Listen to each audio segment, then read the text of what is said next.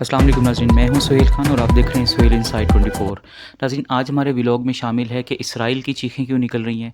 उसके बाद हम आपको बताएंगे कि कतर और ईरान के दरमियान में क्या ऐसी बात हो गई कि इनका झगड़ा शुरू हो गया, और आपको बताएं कि इंडिया का मीडिया क्यों चीख रहा है और किस बात पर उसको रोना आ रहा है, और वह क्यों बांग्लादेश की तरफ रुख कर रहा है, तो वो भी आपको डिटेल में बताएंगे। लेकिन व्लॉग पर जाने से पहले आपसे रिक्वेस्ट है कि प्लीज़ हमारे चैनल को लाइक और सब्सक्राइब कर दिया करें। नाज़रीन, आपको बताते चलें कि इस वक्त डोनाल्ड ट्रंप जो हैं वो तुर्किया के दौरे पे हैं, और वहाँ पे वो जो तुर्किया के सदर हैं उनसे मुलाकात की है, और वहीं पे होने वाले नेटो के इजलास में उन्होंने नेटो के इजलास के दौरान नेटो फोर्सेस पे बड़ी बातें की, बड़ी तनकीद की, और ये कहा है कि नेटो फोर्सेस ने मुझे बहुत बड़ा धोखा दिया। ईरान की जंग के दौरान उन्होंने हमें सपोर्ट नहीं की, इसलिए नेटो फोर्सेस को ख़त्म कर देना चाहिए। इसके अलावा आपको बताएं कि अब जो इसराइल है उसकी चीखें क्यों निकल रही हैं। आपको ये बताते चलें कि तुर्की पे पाबंदियाँ थी कि वो किसी भी मुल्क से असला नहीं ख़रीद सकता था, वो जासूसी के आलात नहीं ख़रीद सकता था, वो हवाई जहाज़ नहीं ख़रीद सकता था, वो डिफेंस सिस्टम नहीं खरीद सकता था, और उसको अमेरिका के किसी भी इदारे से कर्ज़ नहीं मिल सकता था। तो डोनाल्ड ट्रंप ने ये सारी की सारी पाबंदियाँ उन पे ख़त्म कर दी हैं। जब ये पाबंदियाँ थी तो इस दौरान तुर्की ने ख़ुद असला बनाना शुरू कर दिया, हवाई जहाज़ बनाए, जासूसी के आलात बनाए, तो काफ़ी सारी उन्होंने खुद कार चीज़ें बनाई, जिससे उनको बड़ा फ़ायदा भी हुआ और वो ख़ुद कार सलाहियत में शामिल हो गए। अब ये पाबंदियाँ हटा दी गई हैं। अब वो उनका डोनाल्ड ट्रंप का कहना है कि ये सारी चीज़ें वो हमसे ख़रीद सकता है और उसको कर्ज़ में मिल सकता है। इसराइल तुर्किया को अपना बहुत बड़ा दुश्मन समझता है, और अब वो ये खौफज़दा है कि तुर्किया को अगर ये सारी चीज़ें मिल जाती हैं तो ये उसके लिए बहुत बड़ा ख़तरा बन सकता है। और दूसरी बात ये है कि डोनाल्ड ट्रंप को वो अब इस नज़र से देख रहा है कि डोनाल्ड ट्रंप ने जो है वो इसराइल के साथ धोखा कर दिया है, और अब इसराइल का क्या बनने वाला है, किस तरह से क्या करेगा, अब ये नेक्स्ट आने वाले दिनों में पता चलेगा। कि इस वक्त इसराइल को बड़ा ज़ोरदार तमाचा पड़ा है और इसराइल की इस वक्त चीखें निकल रही हैं। इसके बाद आपको बताएं कि बेसिकली जो कतर है वो सालिस का किरदार अदा कर रहा था। अभी ईरान और अमेरिका के दरमियान में जो सालिसी का किरदार था वो अदा कर रहा था, लेकिन अब जो कतर है वो उसको बहुत शदीद गुस्सा है, क्योंकि हमने कुछ दिन पहले रिपोर्ट किया था कि एक आबनाए हुर्मुज़ के करीब एक बहरी जहाज़ जिस पे हमला किया गया था, और उस हमले में जो है वो उसको नुकसान पहुंचा था। वो जो जहाज़ था, वो कतर का कहना ये है कि वो जहाज़ हमारा था और वो एलएनजी लेके जा रहा था। अब वो 8 किलोमीटर दूर आबनाए हुर्मुज़ से उस पे हमला किया गया और उसको डैमेज कर दिया गया।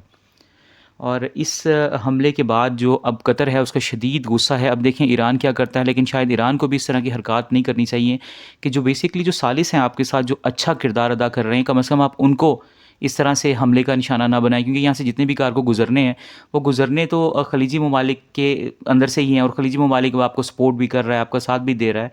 तो शायद ईरान को भी अब अंडरस्टैंड करना चाहिए और इस तरह बिलावजह की जो हमले हैं उनको रोकना चाहिए। अब देखें कि कतर किस करवट बैठता है, क्योंकि कतर अगर इसमें से निकल जाता है तो ईरान को नो डाउट नुकसान तो होगा। अब वो सालिसी वाला जो किरदार अदा कर रहा था उसमें शायद इसको देखना चाहिए था ईरान को, और मेरे ख्याल में शायद ईरान को अब माजरत कर लेनी चाहिए कतर से और इस चीज़ को ख़त्म कर देना चाहिए, वरना शायद हो सकता है कि कतर इस सालिसी वाले माहे से बाहर निकल जाए और ईरान को फिर नुकसान हो। और अब आपको बताएं कि इंडिया की चीखें क्यों निकल रही हैं, या इंडिया का मीडिया क्यों चीख रहा है और क्यों इसको तकलीफ़ हो रही है। तो बांग्लादेश की जो वज़ीर आज़म हैं तारिक रहमान, वो अपने दौरे का आगाज़ करते हैं। आपको ये बताते चलें कि पहले जब दौरे का आगाज़ करते थे तो पहले वो इंडिया से आगाज़ करते थे और इसी तरह फिर बाकी एशियाई ममालिक को विज़िट करते थे, लेकिन इस दफ़ा ऐसा ना हुआ। इस दफ़ा जो है वो डायरेक्ट चाइना चले गए हैं, और चाइना जाने पर इंडिया को बहुत तकलीफ़ है। उनका मीडिया जो है वो चीख चीख के कह रहा है कि इनको जो है वो पहले हमारे पास आना चाहिए था और फिर किसी दूसरे ममालिक में जाना चाहिए था, जैसा कि वो सारे इनके ग़ुलाम हैं। तो इनके इस पे इनको बड़ी तकलीफ़ हो रही है। और अब जो कंसर्न है वो बांग्लादेश, चीन और पाकिस्तान ये एक मुश्तरका कॉन्फ्रेंस कर रहे हैं। अब उनको इस पे भी बड़ा ख़तरा है कि सार्क ममालिक वाली जो मीटिंग्स होती हैं, कहीं ऐसा ना हो कि इंडिया को बाहर निकाल दिया जाए और चाइना शामिल हो जाए और इसमें, और इंडिया को किक ऑफ करके बाहर निकाल दिया जाए, तो इंडिया का बड़ा नुकसान होने वाला है। इंडिया को इस बात पर बड़ी तकलीफ़ है। और आपको बताएं कि जो इंडस वाटर वाला इशू है, इसका भी बड़ा कंसर्न है कि अभी उन्होंने पाकिस्तान का पानी रोका हुआ है, और पाकिस्तान ये कह रहा है कि ये मुआहिदा हम दोनों के दरमियान में था। लेकिन अब चाइना ये कह रहा है कि अगर ये मुआहिदा या किसी जगह पे ये इंडिया इसको सॉल्व नहीं करता तो फिर हम ये करेंगे कि हम पीछे से इनका पानी बंद कर देंगे, और चाइना ये कर रहा है। चाइना जो है उसके पास एक ऐसी कौम है कि वो इस अपनी कौम के मतलब कि इतनी तेज़ तरीन प्रोडक्शन वो देते हैं कि किसी भी वक्त कुछ भी कर सकते हैं, और इस वक्त वो बहुत बड़ा डैम अपने पास बना रहे हैं। अगर वो ये डैम बना देते हैं तो इंडिया का पानी भी ठप हो जाना है।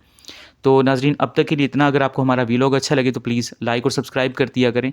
मिलते हैं एक नेक्स्ट वीलॉग में और अच्छी अच्छी न्यूज़ के साथ आपको दोबारा मिलेंगे। अल्लाह हाफ़िज़, अपना ख्याल रखिएगा।